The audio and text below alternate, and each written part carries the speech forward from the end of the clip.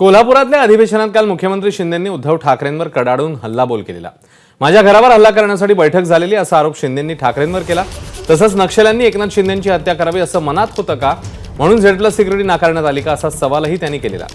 या शिंदे गटाच्या किंवा शिंदेंच्या आरोपांवर ठाकरे गटाचे आमदार वैभव नाईक यांनी जोरदार पलटवार केला। गृहराज्यमंत्र्यांना कॉन्स्टेबलची बदली करण्याचाही अधिकार नव्हता, सर्व अधिकार गृहमंत्र्यांना होते असं वैभव नाईक यांनी स्पष्ट केलं।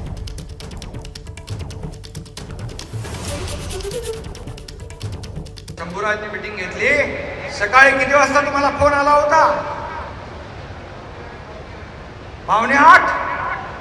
7:45ला तर कधीच उठताना बघितलं नाही। 7:45 वाजता फोन केला, शंभूराज तुम्ही बैठक घेतलेली आहे झेड+ सिक्युरिटीची, ती देऊ नका बिलकुल।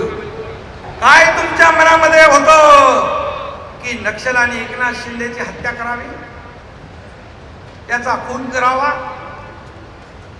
काट्याने काटा निघावा, असं होतं का?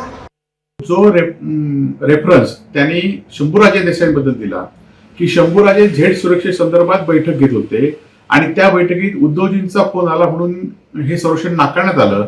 खरं तर मी पण या सरकारमध्ये आमदार म्हणून काम करत होतो। शंभूराजे गृहमंत्री आणि वित्त मंत्री होते। एखाद्या कॉन्स्टेबलची बदली घेऊन गेले तरी ते सांगायचे की मला कुठलेही अधिकार नाहीत, सर्व अधिकार आहेत हे गृहमंत्र्यांना आहेत आणि मला या गृहराज्यमंत्री असल्यामुळे मला कोणी ऐकत नाहीत, असं शंभूराजांनी अनेक वेळा मला आणि अनेक शिवसेनेच्या आमदारांना सांगितलेलं आहे। एबीपी माझा, उघडा डोळे बघा नीट।